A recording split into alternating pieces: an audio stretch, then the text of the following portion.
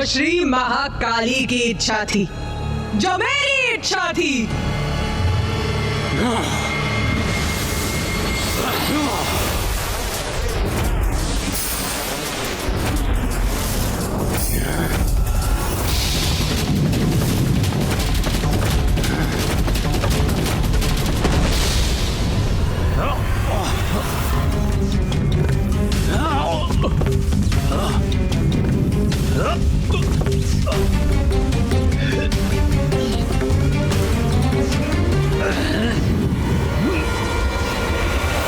युद्ध तो और भी भयंकर होता जा रहा है और नारायण क्लांत हो रहे हैं। मुझे समझ में नहीं आ रहा है कि इन असुरों का अंत क्यों नहीं हो रहा है।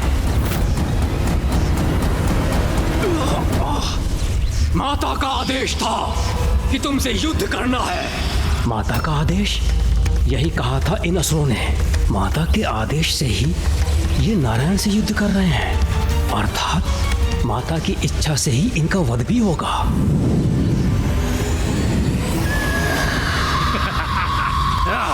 उसी एक पल में अचानक से ब्रह्मदेव के ज्ञान चक्षु खुल गए और वो समझ गए कि जो भी हो रहा है मेरी ही इच्छा से हो रहा है। इस घटनाक्रम के स्रोत में मैं ही हूँ।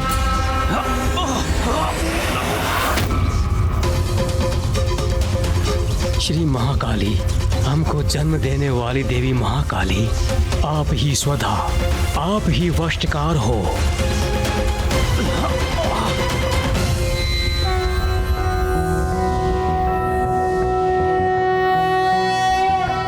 त्वं स्वाहा त्वं स्वधा त्वं हि वषट्कारः स्वरात्मिका सुधा त्वं क्षरे नित्ये त्रिधा मात्रात्मिका स्थिता अर्धमात्रा स्थिता नित्यायानुच्चार्या विशेषतः त्वमेव संध्या सावित्री त्वं देवी जननी परा त्वयैतद्धार्यते विश्वं त्वयैतत्सृज्यते जगत् त्वयैतत् पाल्यते देवी त्वमत्स्यन्ते च सर्वदा विसृष्टो सृष्टिरूपा त्वं स्थितिरूपा च पालने तथा संहतिरूपान्ते जगतोऽस्य जगन्मये महाविद्या महामाया महामेधा महास्मृतिर् महामोहा च भवति महादेवी महासुरी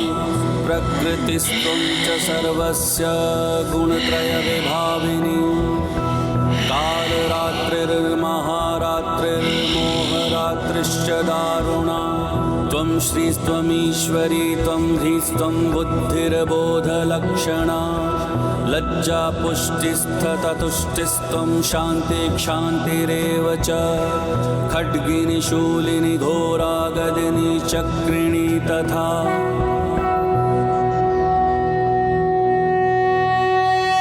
स्वर भी आपका ही स्वरूप है। आप ही जीवनदायिनी सुधा हो। नित्य अक्षर प्रणव में आकार, ऊकार और महकार और इन तीनों मात्राओं के साथ बिंदु रूप में अरेद मात्रा है, वो भी आप ही हैं। आप ही संध्या सावित्री तथा आप ही परम जननी हो। आप ही परम ब्रह्मांड को धारण करने वाली हो।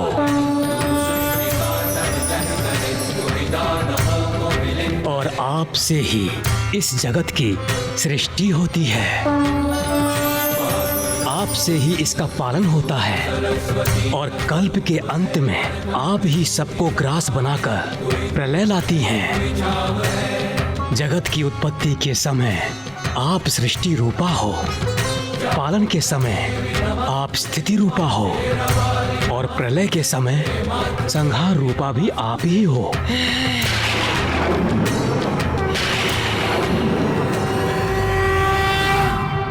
देवी, आप ही कालरात्रि, मोहरात्रि और महारात्रि हो।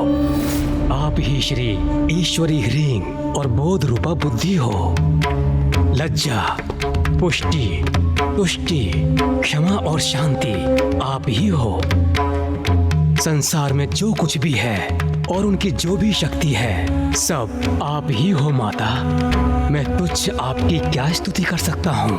आपने ही मुझे और नारायण को हमारा अस्तित्व प्रदान किया। फिर मुझ में इतना सामर्थ्य कहाँ जो मैं आपकी स्तुति कर सकूं। हे देवी, आप तो अपने उदार प्रभावों से ही प्रशंसित हो। रक्षा करो माता, रक्षा करो माता। माता रक्षा करो इन दोनों असुरों मधु और कैटभ, जिनका जन्म आपकी ही शक्ति से हुआ है। इन्हें मोह में डालकर नारायण के द्वारा इनके वध का उपाय करो माता। रक्षा करो माता, रक्षा करो माता। ब्रह्मदेव, मैं तुम्हारी स्तुति से प्रसन्न हुई। चिंता मत करो, माँ सदैव अपनी संतानों की रक्षा के लिए तत्पर रहती। मैं ही महामाया हूँ और अपने महामाया स्वरूप में मैंने जो आरंभ किया था, मैं ही उसे संपन्न करूंगी।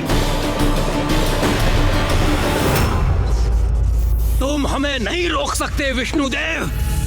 हम विजयी होकर रहेंगे। पुत्र मधु, पुत्र कैटभ। माता,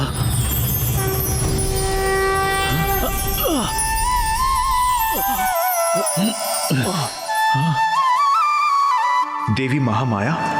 देवी महामाया ही इन असुरों का कोई उपाय करेंगी। देवी महामाया क्या इन असुरों को रोक सकेंगी? देवी महामाया की माया से अवश्य भ्रमित होंगे ये दोनों।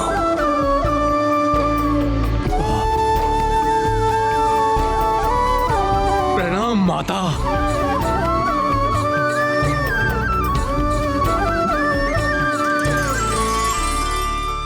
माता, आपकी आज्ञा का पालन कर रहे हैं हम। विष्णुदेव से युद्ध कर रहे हैं और विजय की ओर अग्रसर हैं। पुत्रों, इसमें कोई संदेह नहीं कि तुम दोनों बड़ी तत्परता और कुशलता से युद्ध कर रहे हो। किंतु युद्ध में विरोधी योद्धा का सम्मान भी एक योद्धा का धर्म होता है। विरोधी अर्थात अपने शत्रु का सम्मान।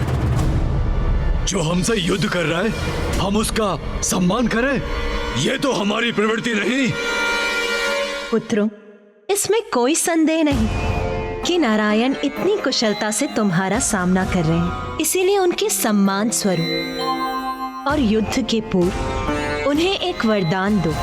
इसी में तुम्हारी महानता है। वरदान माता?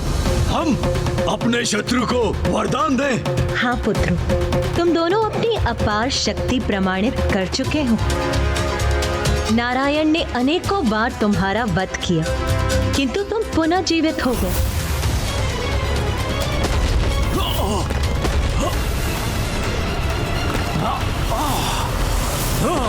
इसीलिए उन्हें वरदान देने से तुम्हारी शक्ति क्षीण नहीं पड़ेगी, किंतु तुम ये सिद्ध करोगे कि शक्तिशाली होने के साथ साथ तुम कितने उदार भी हो, और उदारता तो महानता का ही लक्षण है। जैसी आपकी आज्ञा माता।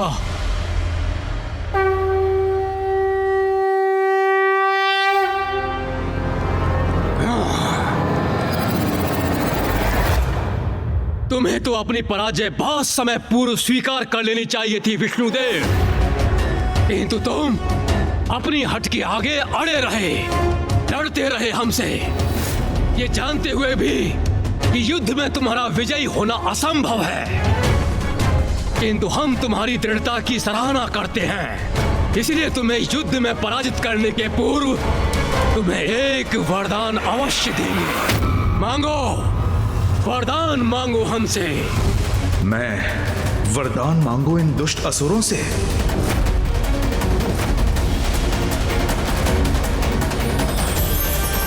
मैं समझ गया, ये आपकी ही लीला है देवी।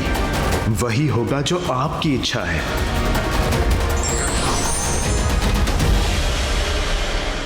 इतना क्या विचार कर रहे हो विष्णुदेव? शीघ्रता करो, वरदान मांगो हमसे। ठीक है, यदि तुम मुझे वरदान देना ही चाहते हो तो मुझे वरदान दो कि तुम दोनों का अंत मेरे ही हाथों हो।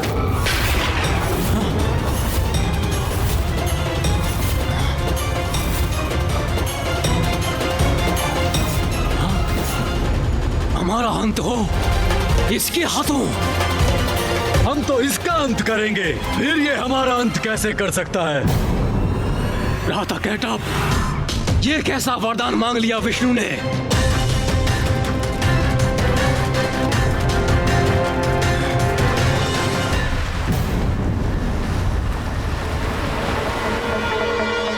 चतुर विष्णु, तुम सोच रहे होगे कि चतुराई से तुमने हमारी मृत्यु का उपाय ढूंढ लिया, किंतु ये केवल मात्र तुम्हारा एक भ्रम है।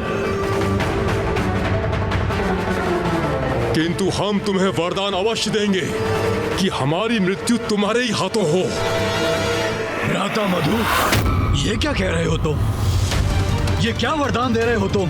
बुद्धि भ्रष्ट तो नहीं हो गई तुम्हारी? हमारे अंत का वरदान मांग रहा है ये। शांत रहो भ्राता कैटअप, इसके बल को पराजित किया था हमने, इसके छल को भी पराजित करेंगे। वरदान अवश्य देंगे इसे, किंतु उसका कोई लाभ नहीं होगा। विष्णुदेव, वचन दिया है तुम्हें, इसीलिए वरदान भी अवश्य देना ही होगा, किंतु एक अवस्था में ही ऐसा हो सकेगा।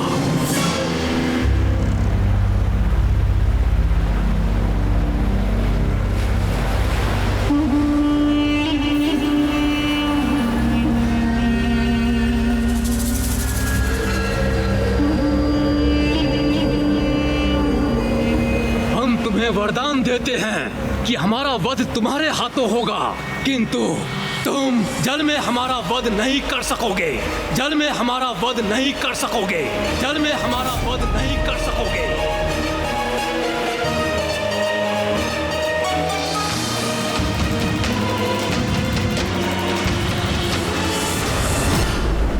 यहाँ तो सर्वत्र जल ही जल है, फिर इन दोनों का वध कहाँ करेंगे वो?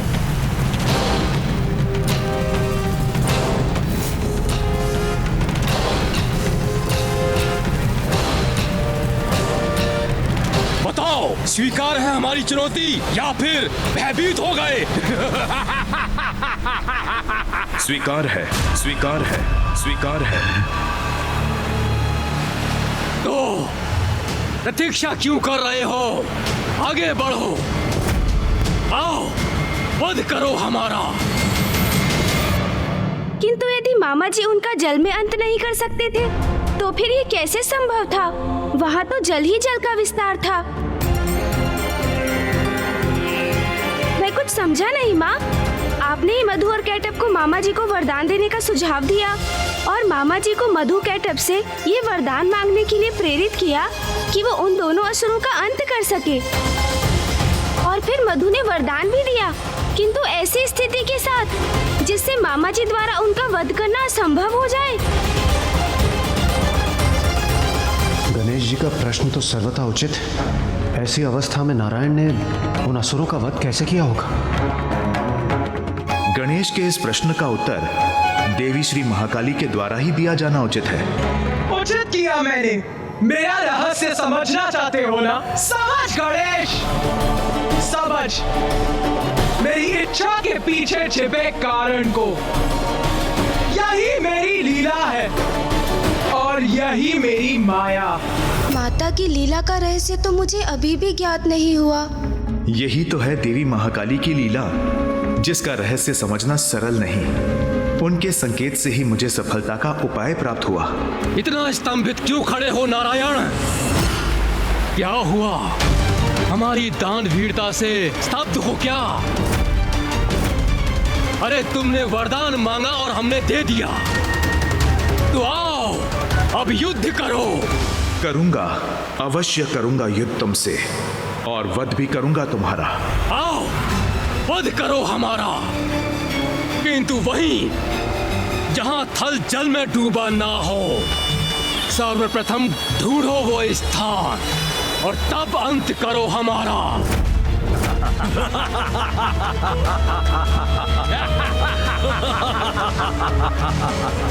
अवश्य अवश्य अवश्य, तुम्हारी ये मनोकामना मैं अवश्य पूर्ण करूंगा।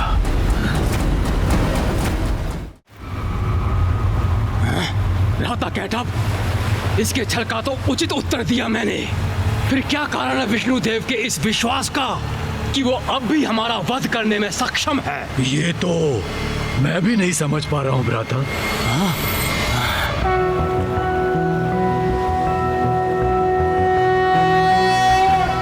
शांताकारं भुजगशयनं पद्मनाभं सुरेशं विश्वाकारं गगनसदृशं मेघवर्णं शुभांगं लक्ष्मीकान्तं कमलनयनं योगिरध्यानगम्यं वन्दे विष्णुं भवभयहरं सर्वलोकैकनाथम्।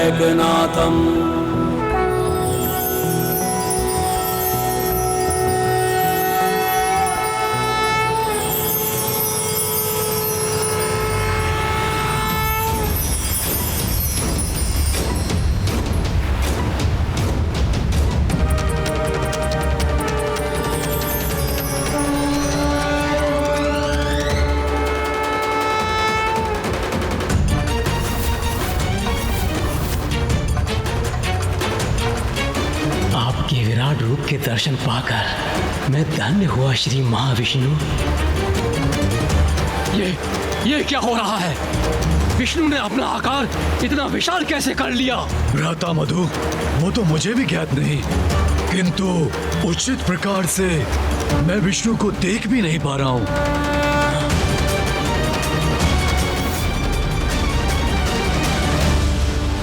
हमारा वध असंभव है, किंतु फिर भी मुझे भय का आभास क्यों हो रहा है?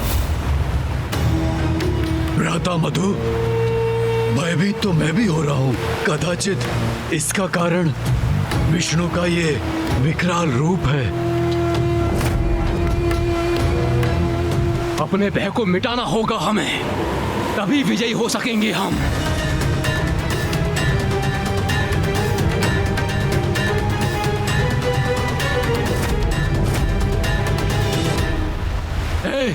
हे विष्णु, ये क्या कर रहे हो तुम? ये मत समझो कि तुम्हारे इस विशाल रूप को देखकर भयभीत हो जाएंगे हम। और तुम हमारा वध कर सकोगे? स्मरण रहे, स्वीकार किया था तुमने, जल में हमारा वध नहीं करोगे तुम, इसलिए तुम हमारा वध नहीं कर सकते। हाँ, क्योंकि यहाँ तो सर्वत्र जल ही जल है। और यदि आप अपने विशाल आकार से हमें भयभीत करना चाहते हो तो मत भूलो, हम भी विशाल आकार ले सकते हैं।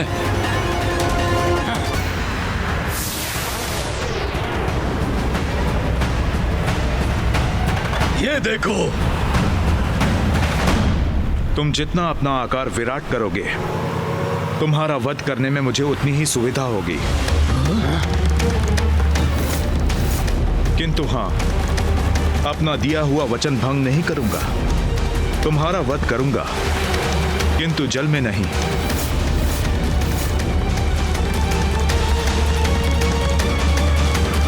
भ्राता कैटअप, हमारे विशाल होने से इसे सुविधा होगी।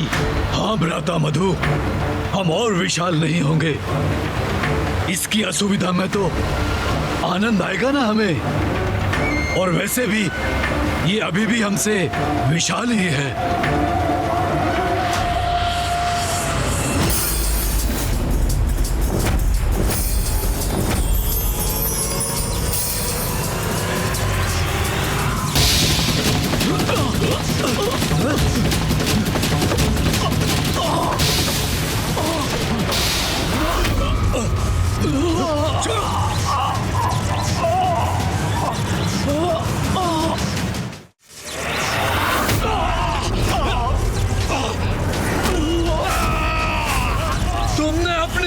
खींच लिया हमें, दूर से युद्ध करो हमसे।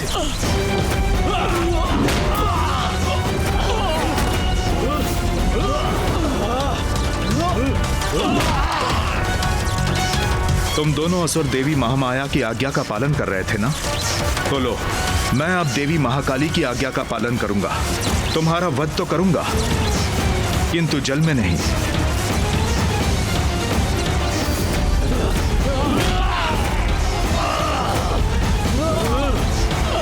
अरे ये क्या कर रहे हो? मुक्त करो मुझे। अब तुम दोनों का अंत होगा।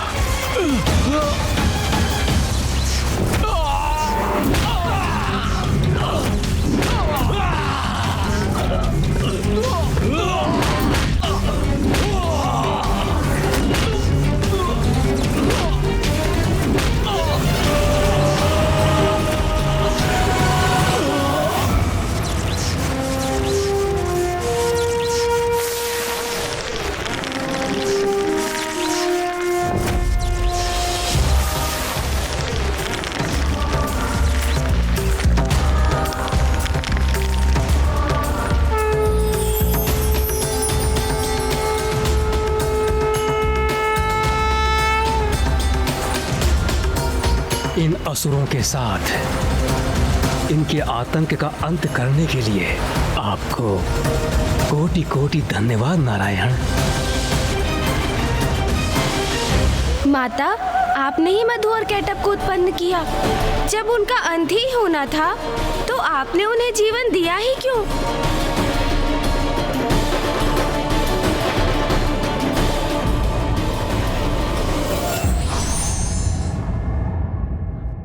ईश्वर के प्रत्येक कार्य के पीछे जगत कल्याण का महान उद्देश्य निहित होता है।